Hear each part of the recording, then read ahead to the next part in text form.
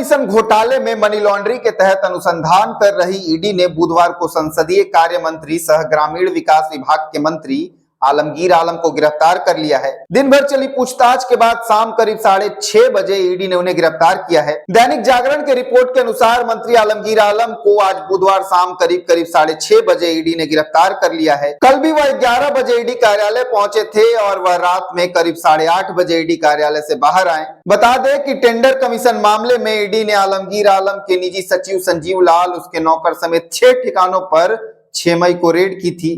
वही 7 मई संजीव लाल के करीबियों के यहाँ छापा मारा था। इस कार्रवाई में संजीव लाल के सहायक जहांगीर के यहाँ से करीब 35 करोड़ रुपए कैश बरामद हुआ था, जिसके बाद ईडी ने 6 मई संजीव लाल और उनके सहायक जहांगीर को गिरफ्तार कर लिया था। ईडी सूत्रों के मुताबिक छापेमारी के दौरान बरामद कैश और ग्रामीण विकास विभाग में चल रही गड़बड़ियों से संबंधित सवाल किए गए। पूछताछ के दौरान मंत्री आलमगीर आलम और उनके सचिव संजीव लाल को आमने सामने बैठाकर पूछताछ की गई। जानकारी के मुताबिक कई साक्ष्य मिले हैं जिनका सत्यापन किया जाना है।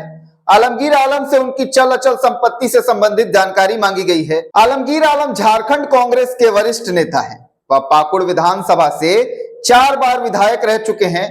फिलहाल झारखंड मुक्ति मोर्चा और कांग्रेस की गठबंधन वाली सरकार में संसदीय कार्य और ग्रामीण विकास मंत्री हैं। 2006 से 2009 तक झारखंड विधानसभा के स्पीकर भी रह चुके हैं। आलमगीर आलम राजनीतिक परिवार से आते हैं। उन्हें विरासत में ही राजनीति मिली है। उन्होंने अपनी राजनीतिक करियर की शुरुआत सरपंच के चुनाव को जीतकर की थी। वह 2000 में पहली बार विधानसभा के लिए चुने गए। तब से लेकर अब तक वह 4 बार विधानसभा चुनाव जीत चुके हैं। इस घटना पर बाकियों के क्या राय है, ये भी हम आपको सुनाते हैं। झारखंड में आज भ्रष्टाचार का एक और बड़ा विकेट गिरा।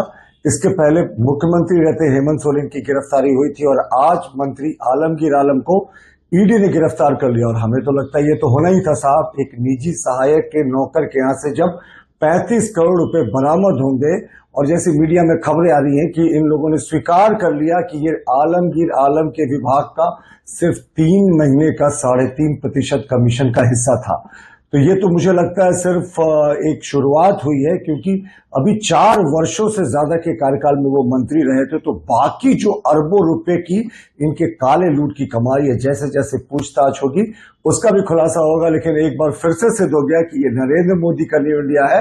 आप बड़े पद पर भ्रष्टाचार करके बचना चाहेंगे तो ये नामुमकिन है इस नए इंडिया में। और झारखंड सरकार एक बार फिर से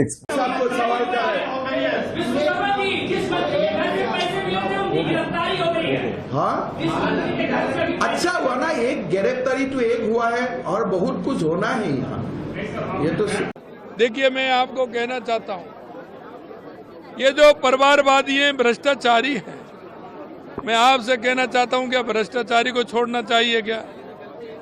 अरे इस देश में इन्होंने भ्रष्टाचार का आलम जिस तरह से कर रखा है वो आप सभी के सामने है। भ्रष्टाचार और तुष्टीकरण के आधार पर देश नहीं चल सकता, देश संविधान के आधार पर चलेगा। गरीबों के पैसे, दलितों के पैसे, आदिवासी समाज के पैसे, निरीह लोगों के पैसे जो छीन करके अपने तिजोरी में भरने का काम करेगा, लूट करके तिजोरी में भरने का काम करेगा, उन तिजोरियों से पैसा लेकर के जनता के बीच में कल्याणकारी योजनाओं में खर्च किए जाएंगे। इसलिए आज जो गिरफ्तारी हुई है, पैसे बरामद हुए हैं, एविडेंस उनके साथ कोरिलेट कर रहा है। गिरफ्तारी तो होना ही है।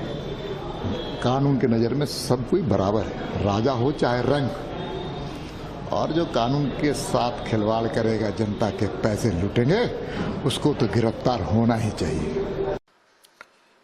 देश के चौथे चरण और राज्य का प्रथम चरण के 4 सीटों का चुनाव, उसका रुझान, मतदाताओं को राहुल जी की 5 गारंटी पर भरोसा, भारतीय जनता पार्टी के लिए बेचैनी का सबब बना।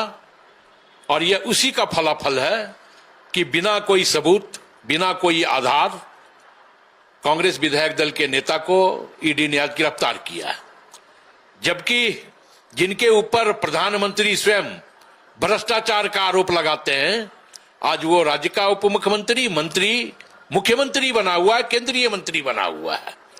तो ये जो भारतीय जनता पार्टी का 2014 के बाद से लगातार जेल, बेल, खेल ये जो चल रहा है, तो हमें यह लगता है कि आलमगीर आलम की गिरफ्तारी झारखंड में भारतीय जनता पार्टी के ताबूत की आखिरी कील साबित होने जा रही है और झारखंड में भाजपा 14 का 14 लोकसभा सीट हारने जा रही है। मंत्री आलमगीर आलम के गिरफ्तारी पर आपकी क्या प्रतिक्रिया है, ये हमें कमेंट कर जरूर बताएं और अगर वीडियो अच्छी लगी हो तो लाइक कर दे, सब्सक्राइब कर दे, साथ ही अपने तमाम साथियों के साथ शेयर जरूर कर दें। अगर ये खबर के रउरा सब भोजपुरी में सुनल चाहतनी तो श्री सौरभ सिन्हा भोजपुरी चैनल के भी सब्सक्राइब कर ली और भोजपुरी में खबर के आनंद ली।